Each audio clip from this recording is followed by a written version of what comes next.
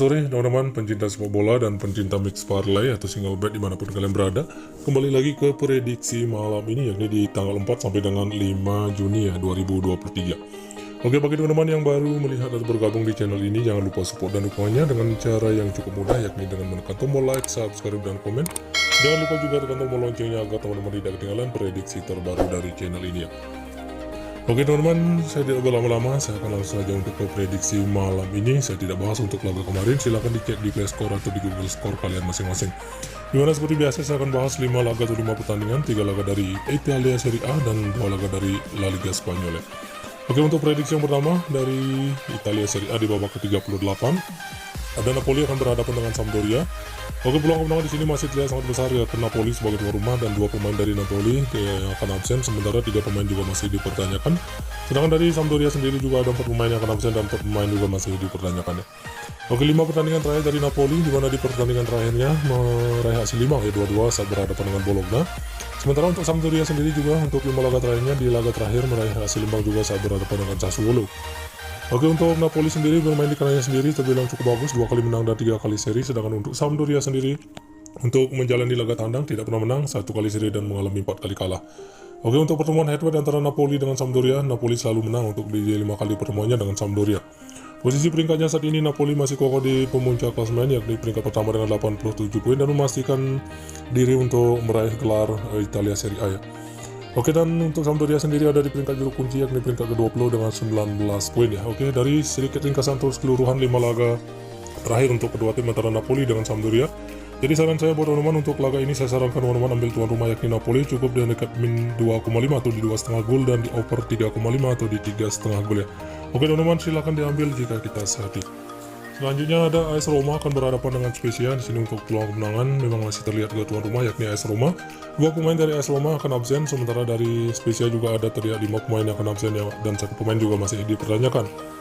Dari 5 pertandingan terakhir dari AS Roma, di mana AS Roma tidak pernah menang untuk 5 laga terakhirnya. Di laga terakhirnya mengalami kekalahan tipis saat berhadapan dengan Sevilla di babak final Liga Eropa. Dan untuk Spezia sendiri untuk 5 laga terakhirnya di pertandingan terakhir juga mengalami kekalahan cukup besar dari Torino ya, dengan skor 4-0. Oke, untuk AS Roma sendiri bermain di kandangnya sendiri hanya meraih 2 kali kemenangan, 2 kali seri dan 1 kali kalah. Sedangkan untuk Spezia sendiri tidak pernah menang, menjalani laga tandang hanya 3 kali seri dan 2 kali kalah. Oke, untuk pertemuan head-to-head antara AS Roma dengan Spezia, AS Roma 2 kali menang, Spezia 1 kali menang, dan di 1 kali pertemuannya berakhir hasil imbang. Posisi peringkatnya saat ini AS Roma ada di peringkat ke-6 dengan 60 poin, sedangkan Spezia ada di peringkat ke-17 dengan 31 poin. Oke, dari ringkasan keseluruhan untuk 5 laga atau 5 pertandingan terakhir antara AS Roma dengan Spezia, jadi sedikit saran saya untuk pertandingan ini, saya sarankan teman-teman ambil tuan rumah yakni AS Roma, cukup di dekat min 0,5 atau di setengah gol, dan di under 2,34 atau hampir 3 gol ya. Oke teman-teman, silahkan diambil. Selanjutnya ada Udinese akan berhadapan dengan Juventus. Di sini dari sedikit peluang kemenangan atau odds-nya masih terlihat ke Juventus sebagai tim tamu.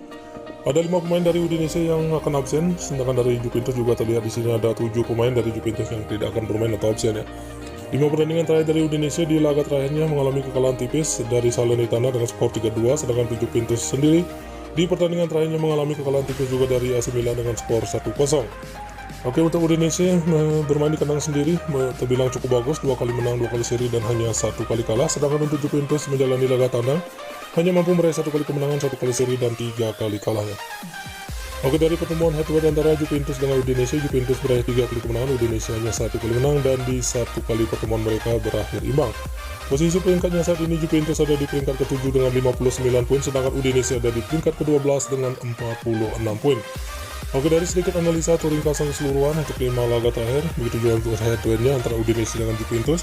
Jadi sedikit saran saya untuk pertandingan ini, saya sarankan teman-teman ambil tim tamu yakni Juventus, cukup di dekat min 0,5 atau di setengah gol, dan di under 2,34 atau hampir 3 gol. Oke teman-teman, silahkan diambil. Selanjutnya ada dari La Liga Spanyol, ada Real Madrid akan berhadapan dengan Atletico Bilbao. Di sini untuk peluang kemenangan masih terlihat ke tuan rumah yakni Real Madrid. Dari Real Madrid sendiri full tim untuk laga malam nanti atau dini hari. Dari Atletico Bilbao terlihat ada 4 pemain yang tidak akan bermain atau absen.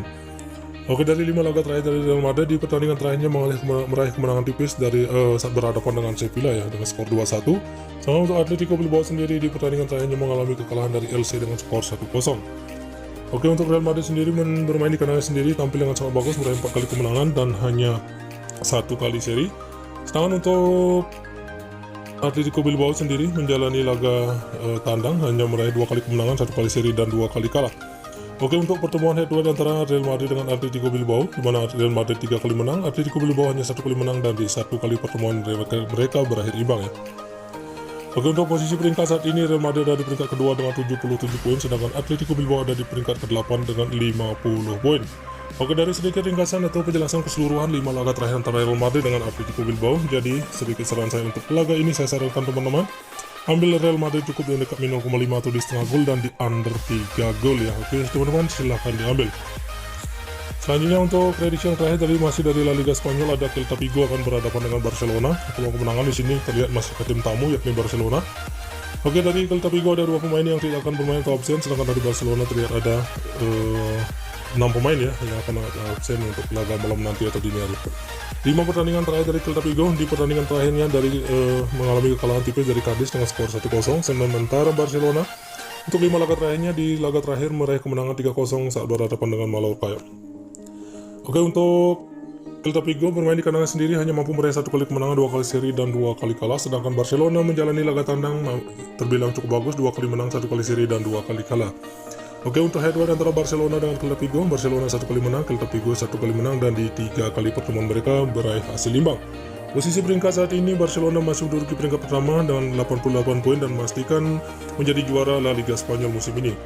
Oke, untuk Celta Vigo sendiri saat ini ada di peringkat 17 dengan 40 poin.